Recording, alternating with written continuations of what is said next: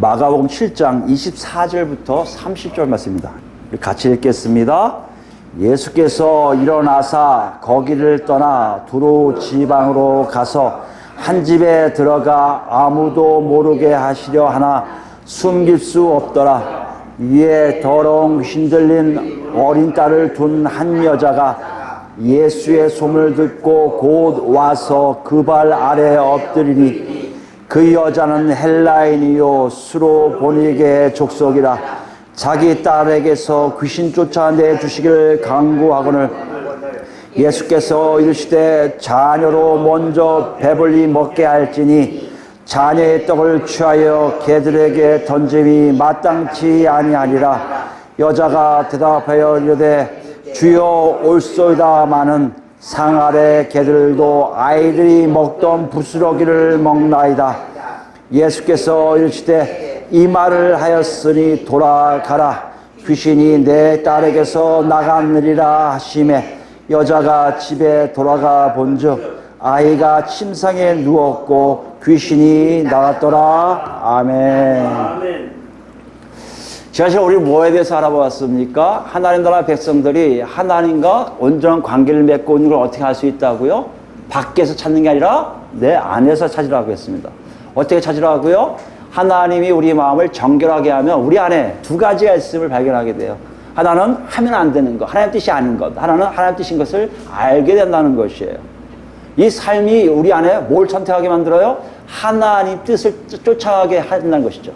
마음이 정결하게 돼서 하나님 뜻을 쫓아가게 되면 어떻게 해요? 그때서 비로소 우리 밖으로 정결한 삶을 살게 된다는 것을 우리가 알아보았습니다. 한 주가 어떠셨어요, 여러분? 그런 삶을 한번 체험해 보셨나요? 아니, 시작부터 내 안이 바뀌었네? 내 안에 뭔가 두 가지가 있었네? 이걸 선택하나 이걸 선택하나 따라서 굉장히 달라짐을 느끼네? 이걸 경험하셨습니까?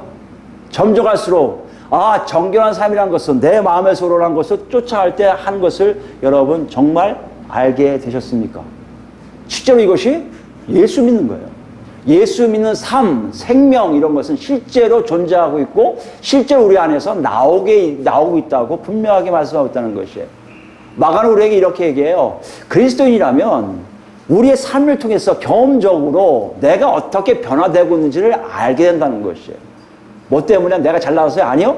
우리 안에 성령, 누구 때문에요? 예수 그리스도를 통한 성령에 의해서 우리가 지금 어떤 삶을 살고 있는지를 알게 되었다는 것이에요. 여러분, 우리를 보시기 바랍니다.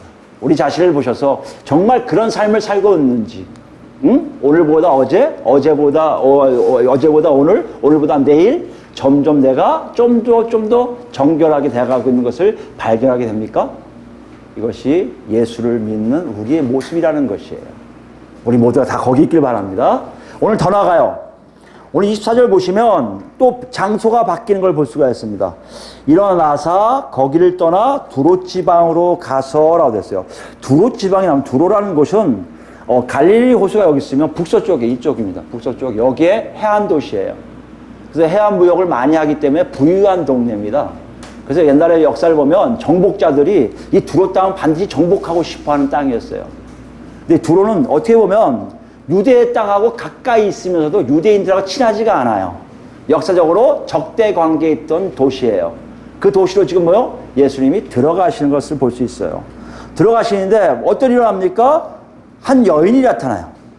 한 여인이 나타나서 25절 보니까 어린 딸을 둔 한 여자가 예수의 소문을 듣고 와서 그 발 아래 엎드려요. 갑자기 한 여인이 나타나더니 예수님 발 앞에 엎드려요. 예수님 발 아래 엎드렸다는 것은 뭘 얘기할까요? 우리가 저 얘기했지만 굉장히 높은 존경, 절대적인 존경을 표시하는 거예요.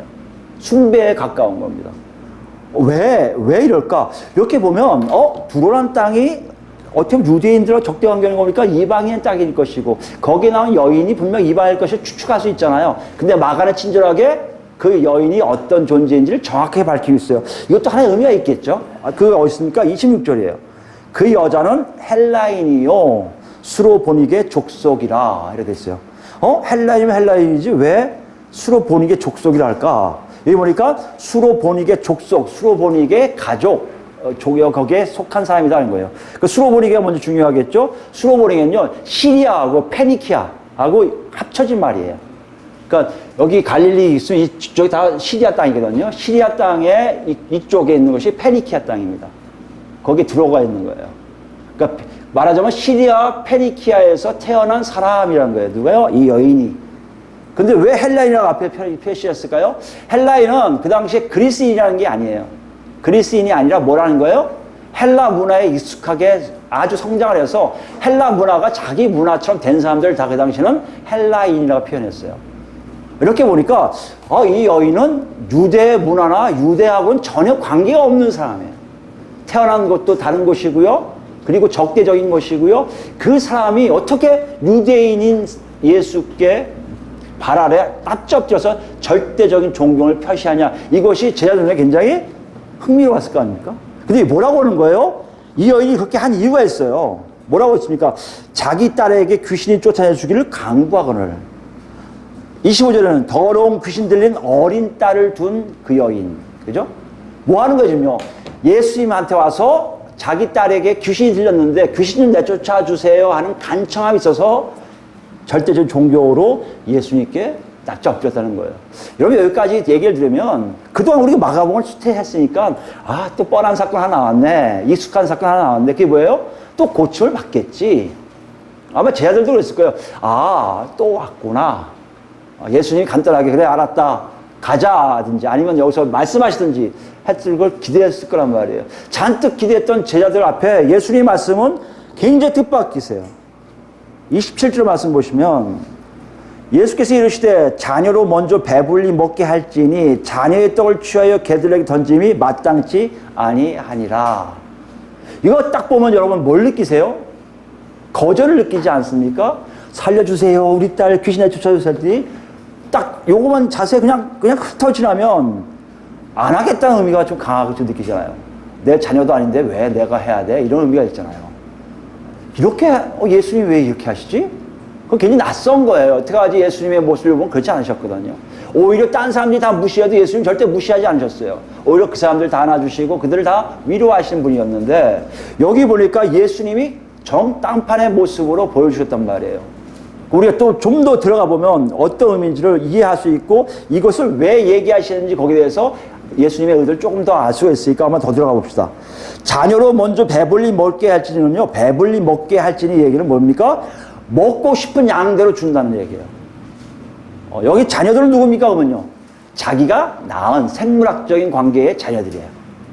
그러니까 내가 낳은 자식들에게 배불리 먹게 하는 일이 자연스럽게 있는 거 아닙니까? 당연한 거 아니에요. 여기는 어떤 면을 씁니까? 자식이 먹을 게 많은 게 많은 게 아니라 자식을 먹고 해도 그냥 그들을 위해서 다 줄여야 되는 것이 그 의미예요.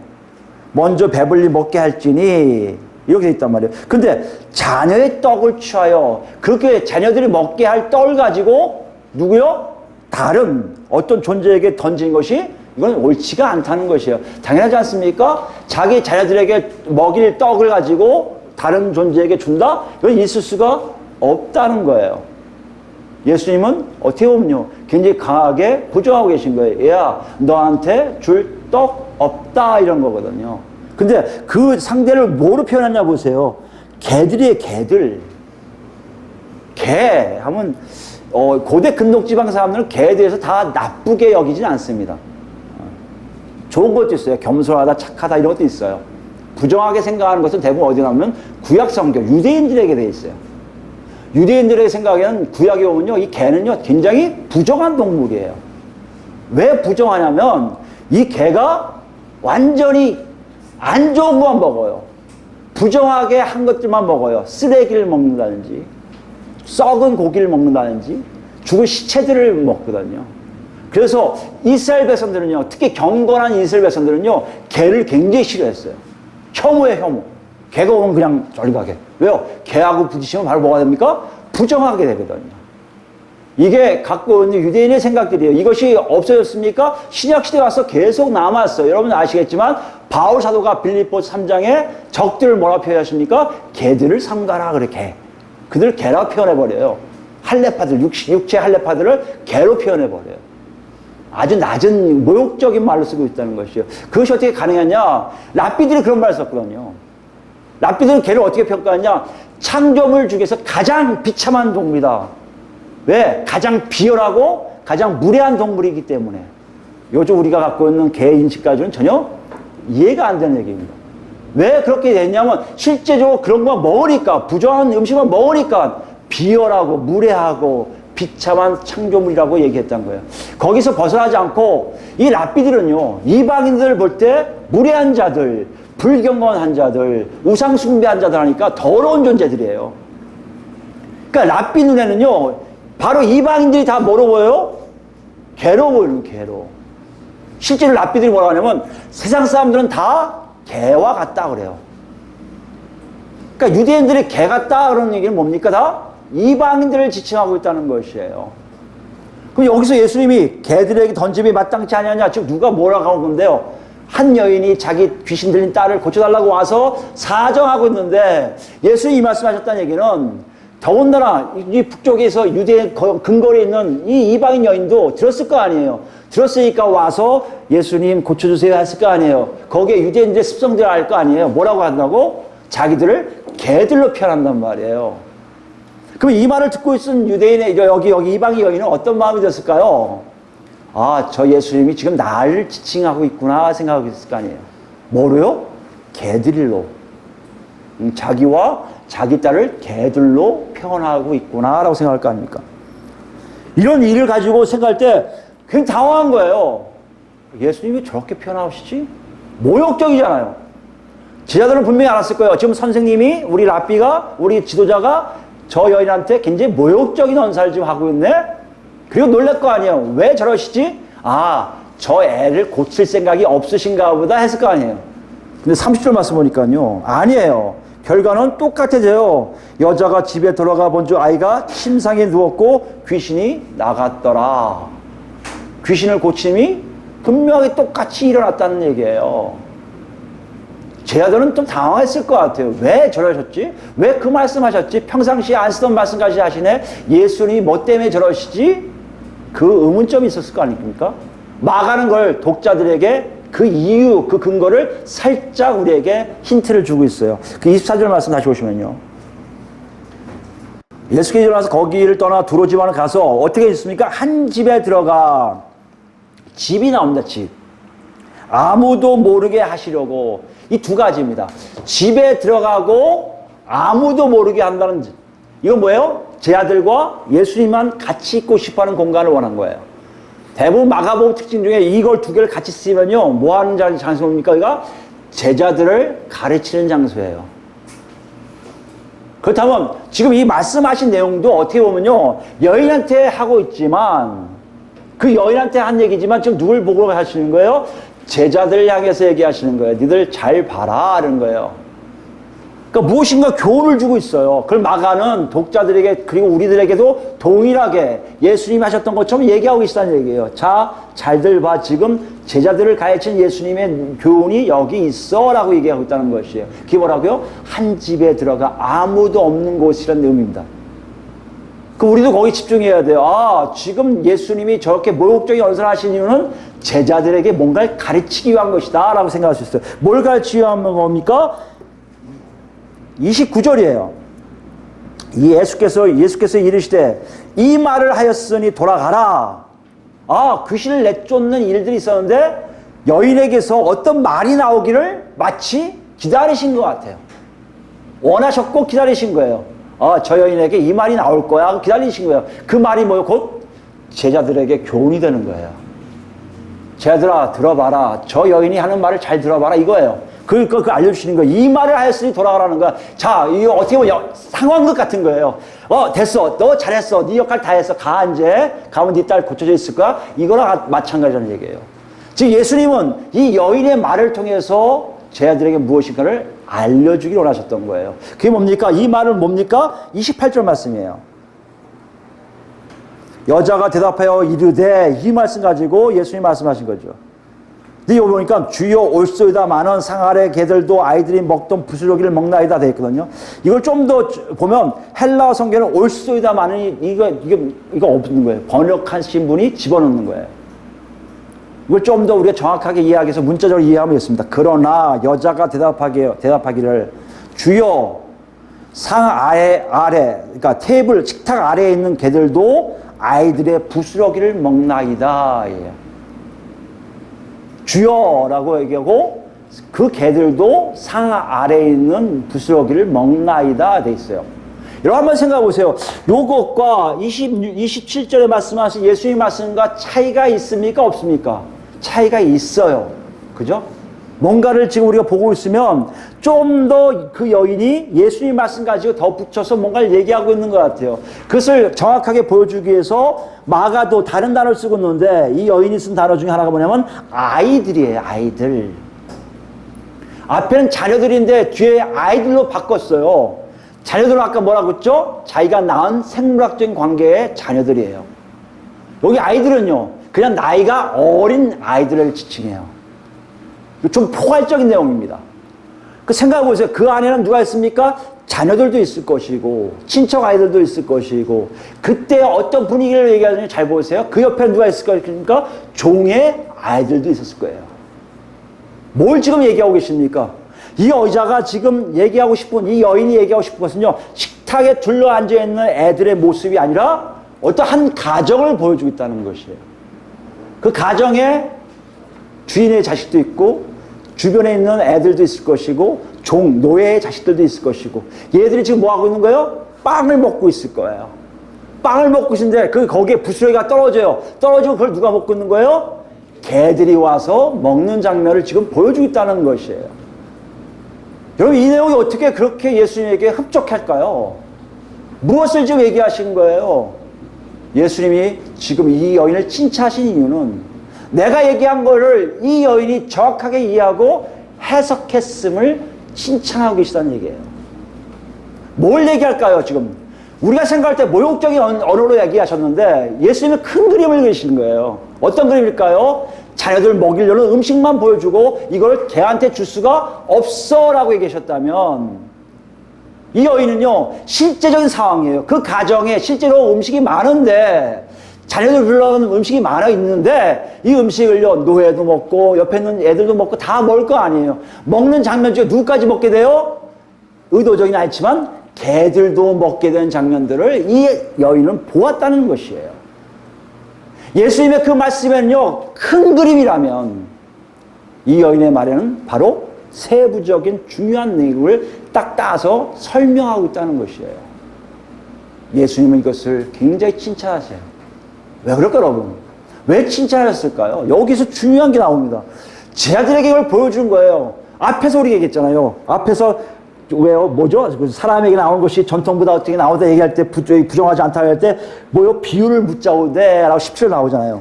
그 18절에 뭡니까? 어떻게 이렇게 깨달음이 없느냐? 이해력이 없냐고 야단쳤거든요. 제자들이라고 한 존재들도 예수님이 말씀하신 내용을 전혀 이해를 못했어요. 무슨 말씀인지를 이해를 못했어요. 근데 이 여인은 한 번 들었는데요, 이해를 하는 게 아니라 설명을 해요. 더 나가서 이 여인은요, 유대인도 아니에요. 더 나가서요, 남성도 아니에요. 그 당시 여자는 굉장히 사람 숫자에 포함되지 않을 존재였단 말이에요. 그런 여인인데 예수님이 말씀하신 비유를 최초로 해석한 사람이 되었다는 거예요. 이걸 지금 묻고 있는 거예요. 야, 이 답답한 제자놈들아, 이 여인도 아는 걸 너희는 그동안 한 번도 나한테 얘기해 준 적 없어. 그걸 알게 하시기 위해서 모욕적인 말을 치고 들어가신 거예요. 개들로 편화하신 거예요. 여러분, 한번 생각해 보세요. 어떻게 이런 일이 가능하죠? 유대인도 아니고요, 하나님을 깊게 만난 사람도 아닌데 어떻게 이런 일이 가능하냔 말이에요. 그럼 제자들은 왜 여태까지 한 번도 그래 본 적이 없었을까요? 여러분, 여기에 지금 우리 모두에게 지금 질문하고 있어요. 여러분과 저도 마찬가지 아니겠습니까? 우리도 예수님이 말씀하신 거에 얼마큼 우리가 이해하고 있습니까? 예수님이 말씀하신 거 얼마큼 이해해서 설명까지 할 수 있습니까? 예수님이 그리신 그림을 가지고 우리는 얼마큼 자세하게 이 안에서의 내용을 확대해서 보일 수 있습니까? 제자들이 못했던 걸 이 여인이 했다는 얘기는 예수님에게는 굉장히 놀랄 일뿐만 아니라 제자들에게 녹하고 훈계하고 경고하는 거예요. 너희들 착각하지 마라. 지금 이 여인보다도 훨씬 모자라다는 얘기예요. 어떻게 가능했을까요? 마가는 이걸 설명하기 위해서 좀 더 다르게 우리에게 표현한 게 있어요. 28절 가보면요. 주여 그래, 주여. 주여. 근데 희한하게 이 주여가요, 다른 데 제 아들이 주여 주여 하는 거 번역된 데는 다 당신은 당신은이에요. 여기 주여는 진유와 큐리오스예요. 주여라고 부르는 거예요. 혹격이에요. 주인님 하는 거예요. 이렇게 주인님하고 부르는 최초의 사람이 또한 이 이방인 여인이에요. 예수님을 주인님이라고 불렀다? 있을 수 없는 일이에요. 왜요? 주인은 뭡니까? 구약의 큐리오스 뭡니까? 아도마이예요. 하나님을 지칭하는 거예요. 예수님 보고 하나님이라고 얘기한다? 있을 수 없는 얘기예요. 타민족의 사람 보고 하나님이라고 자기 신이라고 신적인 존재로 얘기한다? 있을 수 없는 거예요. 근데 이 여인은 예수를 만나면서 그 예수님과 자기의 관계를 그렇게 이해하게 됐다는 것이에요. 이해하고 나니 그분이 얘기하신 말씀이 정확하게 내가 이해가 되고 설명할 수 있게 됐다는 얘기예요. 여러분, 이게 우리의 질문이에요. 여러분, 저는 그럴 수 있습니까? 저도 여러분 아는데요. 우리 다 알잖아요. 주여 기도도 하고요. 아까 찬송에도 주여 주여 내가 비오니 이런 식이 나오고요. 우리도 예수님을 주라고 표현을 많이 하고 있습니다. 실제로 이 주란 표현이 우리에게 어떻게 다가올지 모르지만 1세기 초대교회 때는요, 이 주여 자체가 바로 하나님을 만나는 증표로 삼고 있다는 것이에요. 볼까요? 로마서 10장입니다. 8절 말씀입니다. 8절부터 보겠습니다. 로마서 10장 8절. 로마서 10장 8절부터입니다. 그러면 무엇을 말하느냐? 말씀이 내게 가까워 내 입에 있으면 내 마음에 있다 하였으니 곧 우리가 전파하는 믿음의 말씀이라. 내가 만일 내 입으로 예수를 뭐요?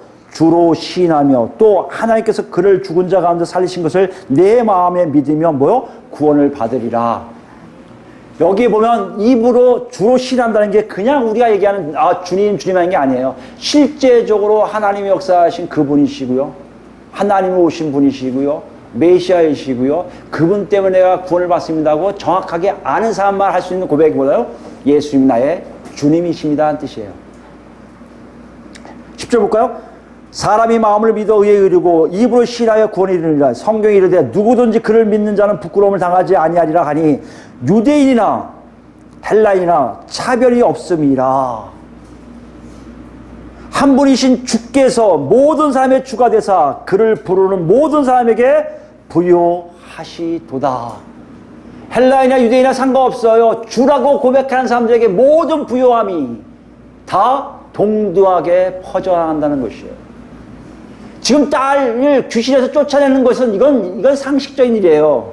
지금 뭘 말씀하고 계십니까? 제 아들에게 얘기하는 거예요. 너희들이 하지 못했던 일을 이 여인이 하고 있는데 그것은 이 여인의 내가 진정 주인이 되었음을 표시하고 있다는 것이에요. 제 아들이 그렇게 못할 이유는 뭐예요? 그런 얘기하면요. 너희는 나를 진정으로 주인으로 고백하고 있지 않음이라는 얘기예요. 우리에게 얘기할까요? 여러분 정말 날마다 주여 주 하면서 하나님의 예수님의 뜻을 제대로 이해하지 못하십니까? 죄송하지만 여러분 입으로만 지금 예수님을 만나고 있는 거예요. 마음에서 만나지 못하는 거예요. 지금 그것을 이방 여인을 통해서 제 아들에게 우리에게 말씀하고 계신 거예요. 13절 보면요. 놀라운 구약의 약속이에요. 구약 약속.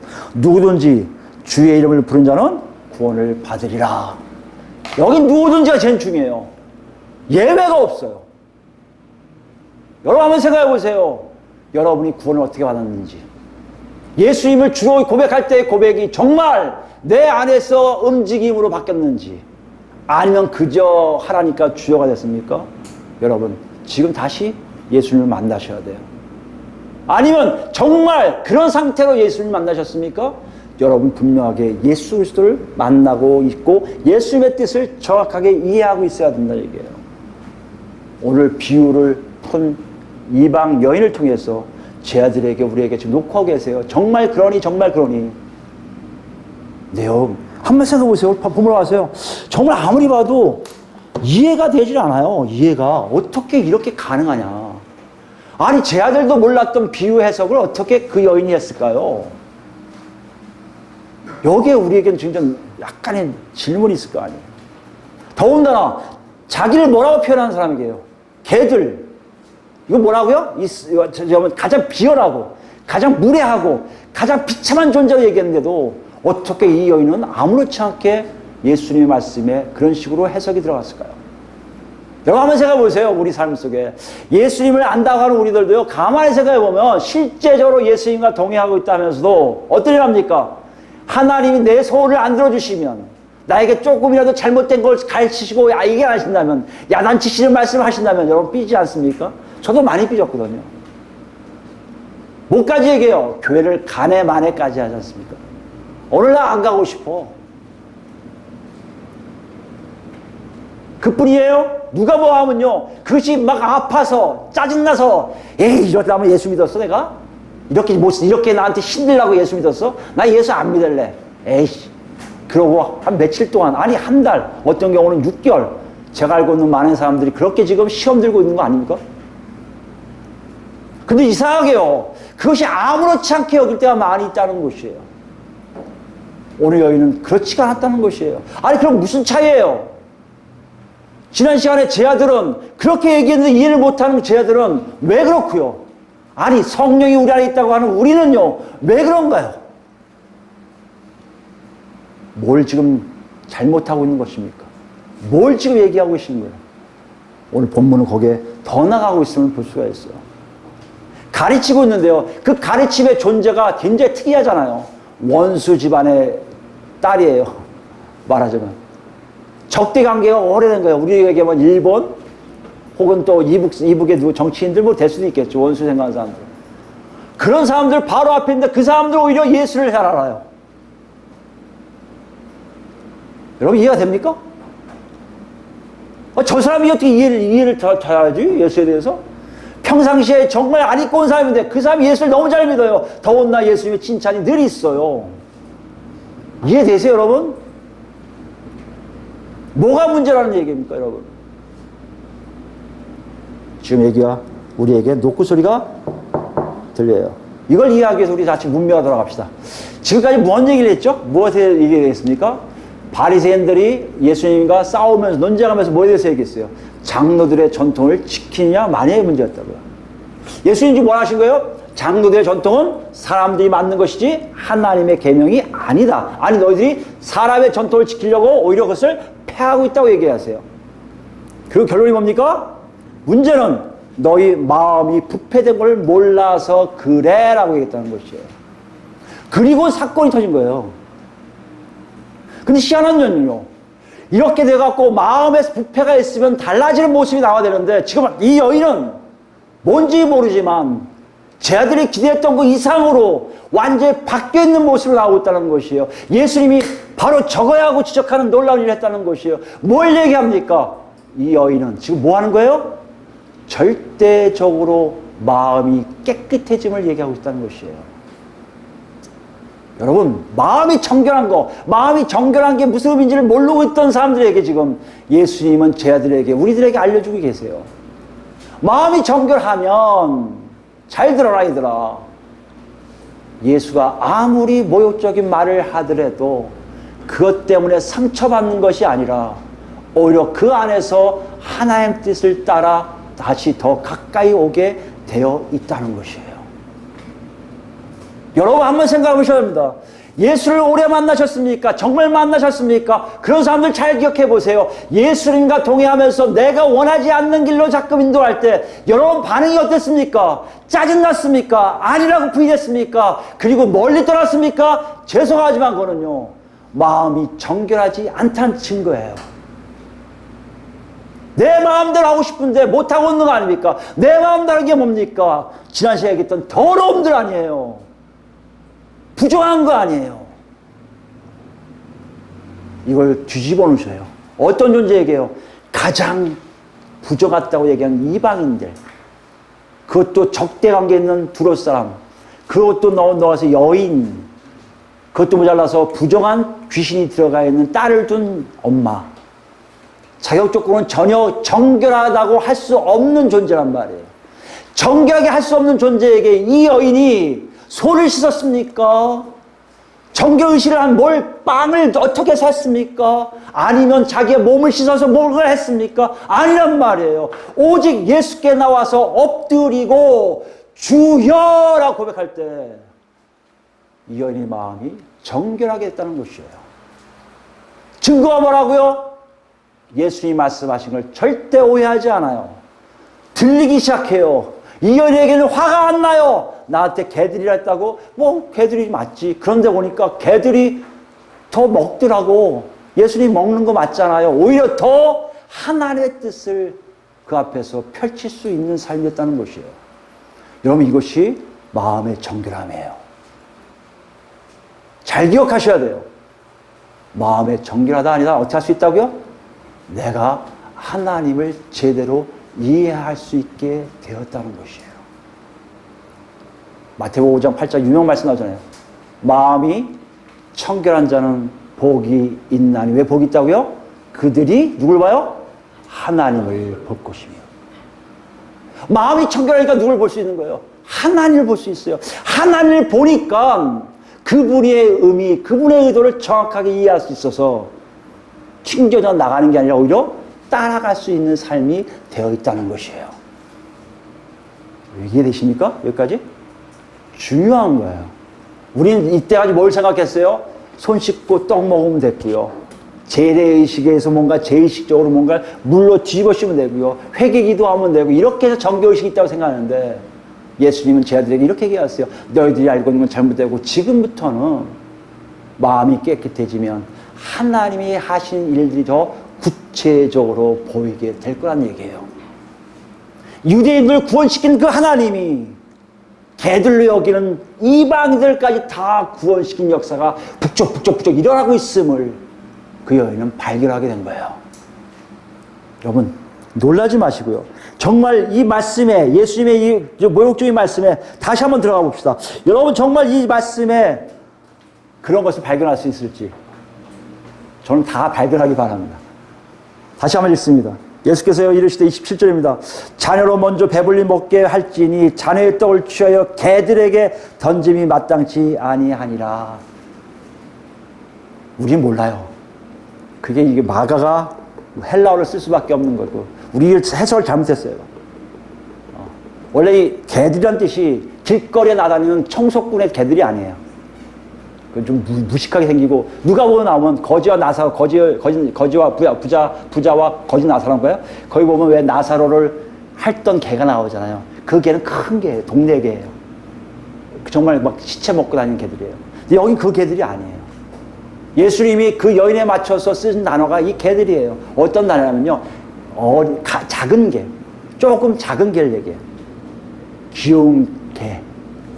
이건 유대인들이 힘들지만 헬라 문화에 젖은 사람은 이해가 돼요. 왜 이해가 될 수 있습니까? 헬라 문화의 작은 개들은 뭘 얘기해요? 애완용이에요. 집에서 키우는 개예요. 그러니 이 여인에게는 그것이 모욕적인 얘기 되지만, 유대인들이 개라고 쓰면 다, 개 표현하면 다 우리를 업신여기는 건데, 가만히 있어봐. 예수님이 어린 개, 작은 개라는 표현을 쓰시네? 마가가 노력한 흔적이에요. 여러분, 이게 아닐 수 있다. 목사님, 그걸 그렇게 어떻게 알아요? 이게 우리가 알고 있는 하나님의 영감이에요. 마가가 이것을 전달하기 위해서 이 단어를 썼다는 것을 우리 믿기 때문에 이걸 가능한 거예요. 만약에 이걸 부인한다면 얘기가 안 될 수 있어요. 이건 분명히 얘기하고 싶습니다. 이거 뭐만 안 써? 영감론을 정말 믿는 사람들, 성경 무호성을 믿는 사람들, 그래서 하나님의 말씀이 정확하게 전달된다고 믿을 때 가능한 해석이에요. 왜 제가 여기까지 덧붙이냐? 그렇게 저를 안 믿어요 하는 사람들은 그렇게 하시기 바랍니다. 제 얘기를 한번 들어보라는 얘기예요. 여기 보시면 이 개들은 바로 애완용개를 얘기해요. 애완용개를 얘기했을 때 사람들 생각해요. 이 여인이 갑자기 뭘 생각할 수 있다는 얘기예요? 집에서 키우는 모습을 연상할 수 있게 되었다는 얘기예요. 제가 뭘 말씀드리고 싶은 거냐면, 이 여인이 똑똑해서 정말 천재라 다 이해하는 게 아니라 예수 그리스도의 말씀과 관계가 제대로 되니 그 말씀 속에서 하고자 하는 의도를 정확하게 이해할 수 있게 됐다는 거예요. 그게 뭐다? 마음이 정결함이에요. 여러분, 한번 생각해 보세요. 이 개들이 던져짐에 대해서 여러분 화를 내셨습니까? 여러분 조금 오해를 하셨을 거예요. 하나님에 대해서. 절대 하나님은 선하신 분이에요. 절대 사람들을 악하게 하지 않으세요. 절대 하나님을 아프게 하지 않으세요. 이 전제하에 여기 들었으면 분명히 무슨 이유가 있을 거라 한다면 우리는 오늘 이방인처럼 예수 그리스도의 말씀을 제대로 이해할 수 있게 될 거라는 얘기예요.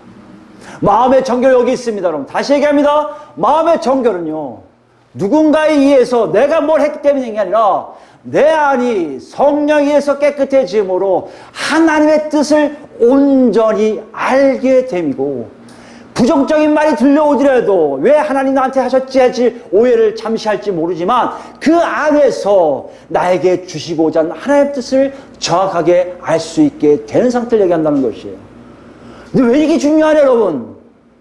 우리 너무 쉽게들 예수 믿는 거에 대해서, 이 정결성에 대해서 아무도 생각을 안 해요. 왜요? 그렇게 안 해도 우리는 은혜로 구원받는 걸 착각하기 때문이었습니다. 근데요, 말세로 갈수록 이런 사람들이 존재할 수밖에 없는 일들이 생겨요. 이런 사람들만이 구원의 길로, 가는 길로 하나 둘 가기 때문입니다. 우리 요한계시록 마셔볼까요? 요한계시록 14장 말씀이에요. 1절부터 볼까요? 14장 1절. 요한계시록 14장 1절입니다. 또 내가 보니 보라, 어린 양이 시온산에 섰고 그와 함께 14만 4천이 서 있는데 그들의 이마에는 어린 양의 이름과 그 아버지 이름을 쓴 것이 있더라. 이마에 어린 양 이름과 아버지 이름이 있다는 것은 인침을 받았다는 증거입니다. 이걸 내가 택했어 라고 알려주시는 장면이에요. 내가 하늘에서 나는 소리를 들으니 맑은 물소리와도 같고 큰 우레소리와도 같은데 내가 들은 소리는 검은 고 타는 자들이 그 검은 고를 타는 것 같더라. 그들이 보좌 앞과 네 생물과 장로들 앞에서 새 노래를 부르니 땅에서 속량함을 받은 14만 4천 밖에는 능히 이 노래를 배울 자가 없더라. 잘 기억하세요. 14만 4천이라는 어떤 상징적인 숫자를 주신 이유는 한정적인 걸 수 있어요. 무진장 많은 사람들이 다 구원받을 것이다? 그렇지 않다는 얘기예요. 그 당시 14만 4천 명이 많긴 많을 거예요. 그러나 확실하게 할 수 있습니다. 그렇게 많은 숫자가 아닐 수도 있다. 완전 숫자는 완전 숫자지만 하나님에 의해서 정해진 숫자가 반드시 있을 것인데 그 사람들이 특징이 있다는 것이에요. 그 사람 특징이 뭡니까? 4절이에요. 이 사람들은 여자와 더불어, 그 잘못된 여자예요. 더럽히지 아니하고 순결한 자라. 정결하다는 얘기예요. 세상에 있어서 여자가 유혹하는 게 많아요, 지금요. 이게 이제 악한 영들 얘기합니다. 악한 세력을 얘기합니다. 그들에 의해서 더럽히짐이 우리한테 굉장히 많이 있을 거예요.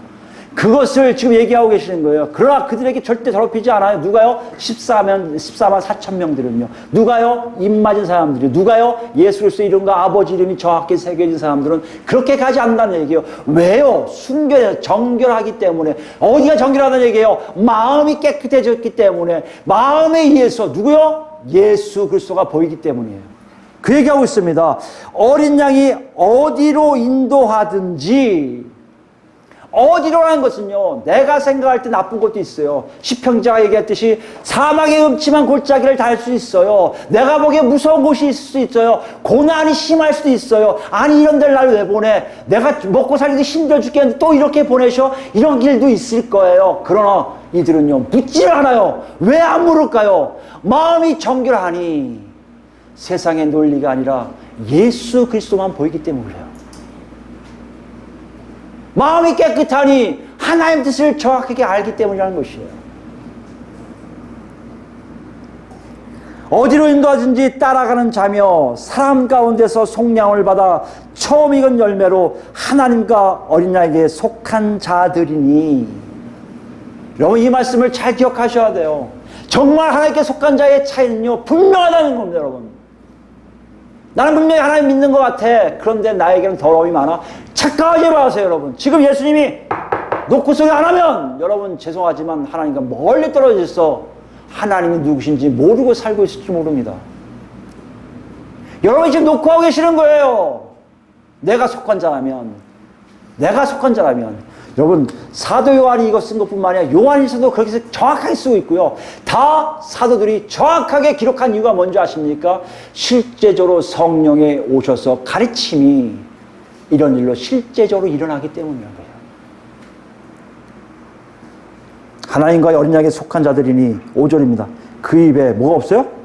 거짓말이 없고 흠이 없는 자들이더라. 흠이 없다는 게 무슨 말이에요? 우리가 오류가 없다는 얘기인가요? 아니요. 하나님이 보시기에 저놈은 나를 쫓아오는 자라라고 인정하시겠다는 것이에요.